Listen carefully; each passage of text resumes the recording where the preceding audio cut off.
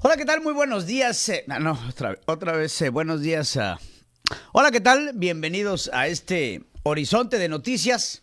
Yo soy Pedro Ferriz Híjar y los saludo con el gusto de absolutamente todos los días a todos ustedes. Hoy es viernes 29 y muchas gracias por estar con nosotros. Y pues bueno, como era de esperarse, y creo que por todos, la existencia de una contracción económica como parte de esta crisis que tenemos con el COVID-19. Ya se empiezan a conocer algunos números, se empiezan a dar algunas cifras de lo que podría ser la contracción económica pues más importante que se ha tenido en los Estados Unidos y el mundo desde pues finales de los años 40.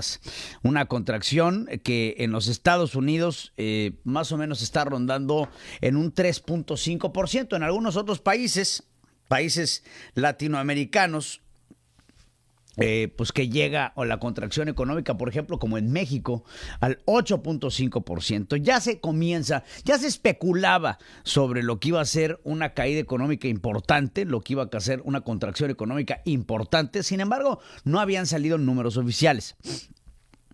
El mundo se vio atrapado por las garras de la peor pandemia del siglo. La economía de los Estados Unidos en específico el año pasado tuvo la peor caída desde 1946, un crecimiento del 4% que se ha dado en los últimos meses, 4% con respecto al mes anterior, que fue, si llevamos 4 meses creciendo en los últimos 3 meses, estamos enero, diciembre, noviembre, septiembre, en el 2020 de septiembre, octubre, noviembre, diciembre, se tuvo ya un crecimiento ligerísimo del 4%, pero si nos vamos hacia atrás, todos los meses que han sido desde marzo hasta septiembre fueron meses en donde la contracción económica de los Estados Unidos y del mundo en general fue muy grande. Sin embargo, todo debajo de las expectativas que no alcanzan a amortiguar el golpe que se lleva la economía mundial producto de la pandemia.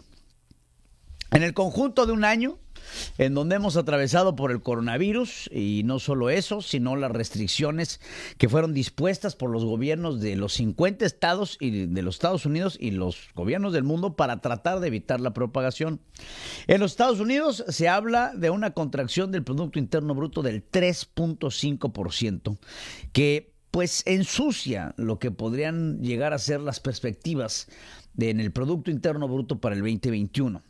El daño económico que se da tras el estallido de la pandemia, que ya lleva aproximadamente 11 meses, la profundidad de una recesión económica y de trabajo desencadena que una serie de personas se queden sin empleo en los Estados Unidos, cosa que llegó a grados súper preocupantes, tasas de desempleo. Bueno, llegamos a tener tasas de desempleo hasta del 14-15%.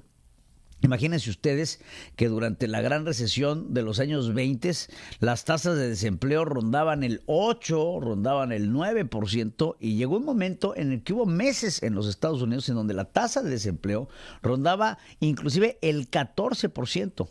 Estamos hablando de números que nunca se habían visto en la historia de los Estados Unidos, y que todo esto, pues en un conjunto, aunque ha existido una recuperación económica paulatina, estos daños son cicatrices que quedan en un sector económico de las personas que pierden el trabajo, que tienen que buscar la asistencia del gobierno federal, y que esa asistencia del gobierno federal pues también tiene un límite, y por supuesto que no se compara con los ingresos que se tiene cuando uno está trabajando como tal.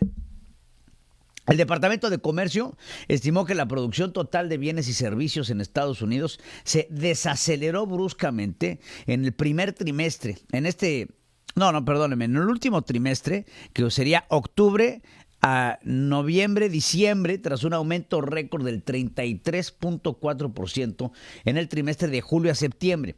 Este aumento se produjo después de un desplome importantísimo anual récord del 33.3% en el trimestre abril-julio, cuando la economía se hundió, se fue en picada, en caída libre. La pandemia pone fin a una expansión económica que tuvo los Estados Unidos, una expansión económica importante que abarcaban los 8 años del gobierno de Barack Obama y después los 3 primeros años del gobierno de Donald Trump, para ser 11 años consecutivos en donde en Estados Unidos se tuvo una expansión económica con un crecimiento moderado pero constante, que eso es lo que se quiere. Los crecimientos abruptos en la economía por lo general traen caídas impresionantes, igual de abruptas en la economía también. Lo que uno busca en términos económicos para un país es una economía sostenida que vaya en crecimiento, aunque no sea un crecimiento acelerado, que sea un crecimiento, que se vaya moviendo y que se vaya moviendo hacia arriba. 11 años consecutivos estuvo Estados Unidos creciendo, inclusive, hay que decirlo, los primeros años de la presidencia de Donald Trump fueron años en donde el crecimiento económico fue lo suficientemente bueno como inclusive para llegar a pensar que ahora, en el momento de la reelección, hubiese una posibilidad de que Donald Trump se reeligiera a pesar de un discurso totalmente divisorio. ¿Por qué? Porque la economía iba creciendo. Y tan fue así que lo que hace que el voto hacia Donald Trump surfa un revés y no llegue a los números necesarios para poder ganar, no fue el desarrollo económico, no fue el discurso divisorio del presidente, no fue una tónica en contra de los migrantes, ni siquiera los enfrentamientos con otras superpotencias, tampoco fueron los escándalos sexuales en los que estuvo metido, ni las constantes declaraciones, ni el uso abusivo del Twitter. Todo eso se le perdonó al presidente Donald Trump. Y donde no se le perdonó, donde se le puso la raya en la arena al expresidente de los Estados Unidos, fue en el momento en el que en el manejo de la pandemia, se convirtió en un factor de riesgo para cualquier norteamericano que llegase a un hospital. En ese momento, la sociedad norteamericana dijo: hasta aquí llegaste. ¿Por qué? Por el mal manejo de la pandemia. Hemos visto en otras presidencias en los Estados Unidos que por lo general los problemas y los enemigos, lo que se busca es mantener un mando para enfrentar ese problema. Y es así como distintas guerras en Irak, en Afganistán, en los atentados terroristas, todos buscaron la permanencia del presidente de los Estados Unidos para poder atacar este problema y darle una continuidad a las políticas para abordar este problema que se consideraba un problema importante de seguridad nacional. En el caso de los Estados Unidos y en el caso de la pandemia y en el caso de Donald Trump, esto no fue así. A pesar de tener un problema pandémico importante en donde la continuidad de las políticas públicas eran importantes, el pueblo norteamericano decidió decir: hasta aquí, lo que necesitamos es alguien que tenga ese don de liderazgo y que pueda llevar a los Estados Unidos a buen puerto en momentos en donde lo que se tiene que tener es mesura, tranquilidad, corresponsabilidad y coherencia, cosa que no tenía el antiguo presidente. Sin embargo, tenía otras cosas. Tenía otras cosas en donde, si te echas algunos años atrás y empiezas a ver la presidencia, los primeros 3 años de la presidencia de Donald Trump, la economía era buena, estaba creciendo económicamente el país, había empleo, a pesar de todos los descalabros que podría existir. Por otras partes, el presidente Donald Trump tenía en secretarías claves, tenía a personas que sabían mover los indicadores económicos y sabían mover los indicadores de trabajo y sabían mover este gran aparato burocrático que representa el gobierno de los Estados Unidos. Por lo tanto, tener un payaso en la Casa Blanca pues era lo que menos le preocupaba al pueblo.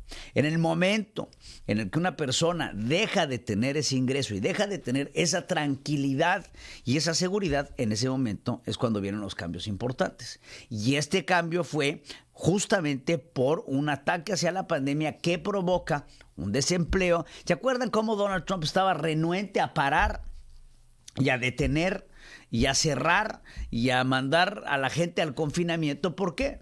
porque todo esto derivaría en una contracción económica que estamos viendo hoy por hoy, que fue una contracción, aunque importante, una contracción relativamente mesurada del 3.5%, producto de que a nivel bicameral en los Estados Unidos se lanzaron al mercado una cantidad de apoyos para poder ayudar a la población a paliar una crisis y, a pesar de no tener empleo, sí tener que llevarse de comer a la boca. Sin embargo, ahí no acaba el problema. El problema es ya que una vez que tenemos algo de comer en la boca, la gente quiere salir a trabajar, la gente quiere salir a producir para poder tener una constante. Y es que este problema del desempleo, la caída del Producto Interno Bruto, la recesión económica, una contracción importante del 11.6% si la vemos desde arriba, que ya estamos hablando en números menores, la economía no se había visto afectada de esta manera desde lo que fue el fin de la Segunda Guerra Mundial, en donde la contracción económica más catastrófica que ha tenido los Estados Unidos en un año alcanzó casi el 13%, con un 12.9% en el año de 1932. Ya estamos viendo, como les digo, los informes de gobierno. Este miércoles pasado la Reserva Federal tomó nota de las distintas amenazas económicas que tiene el país por delante. Sin embargo, mantiene el interés de referencia en un mínimo histórico. ¿Y por qué? El interés de referencia lo mantiene en este nivel bajo para poder seguir incentivando el crédito.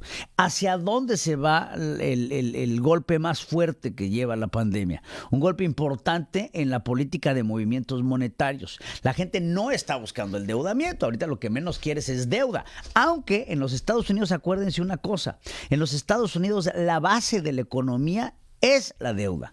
La base de la economía es el acceso a productos que tú vayas pagando. Y estamos hablando de hipotecas, y estamos hablando de facilidades para comprar un coche, y estamos hablando de los pagos de la matrícula escolar.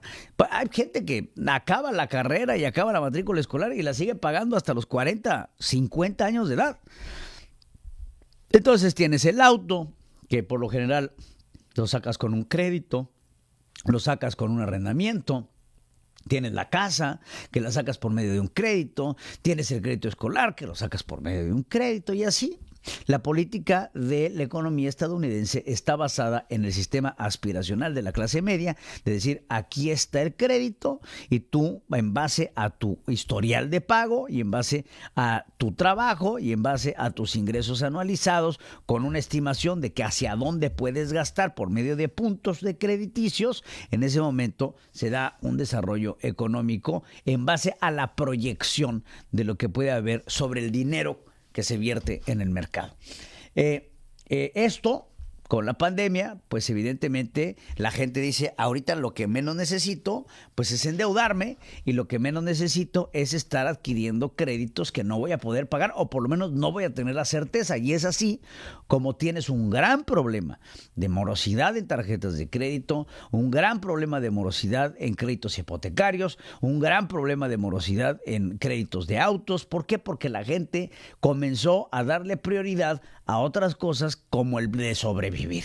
Primero comen en mi casa y después comen en la tuya. Esto mete en un problema a la banca, y la Reserva Federal tiene que tomar nota de todo esto para poner cuál será el interés referencial para la emisión de crédito. Nunca en los Estados Unidos, o hace mucho, que no vemos un interés referencial para la emisión de crédito de este tamaño, porque lo que se busca es incentivar la economía ante sectores debilitados por la pandemia. El sector restaurantero, el sector de los bares, el sector de los hoteles y algunos otros relacionados con todo lo que le da cara al público, provoca que haya una preocupación en cuanto a la reincorporación de personal en los Estados Unidos, que hasta ahorita pues tienes rentas paradas totalmente congeladas, que llevan ya 6 meses consecutivos en donde pues tienes una recesión en el pago de absolutamente todo debido a la pandemia. Y ahora le tienes que sumar un clima que estamos en época de frío que acelerará el nivel de contagios. No poder viajar, no poder comprar, no poder salir a cenar, no poder visitar lugares de ocio. Las ventas de minoristas han disminuido durante meses consecutivos. Todo esto provoca una recesión. Se promulga un paquete de ayuda importante de 900,000 millones que el presidente Biden está presionando para que los legisladores aprueben un plan de ayuda económica de 1.9 billones de dólares adicionales. Propuestas flamantes e importantes, pero que todavía no alcanzan a ver la luz. Hay que predecir que si vamos de esta forma, la economía podría tener una recuperación, una expansión el próximo año del 4.4% para poder alcanzar un crecimiento superior al 5% para finales de este año que estamos corriendo. Pero de todos modos, esto tiene que tener bases sólidas de crecimiento económico, de recuperación basado en un programa de vacunación que permita la reactivación económica para los Estados Unidos. Se han perdido empleos, muchos empleos mal pagados.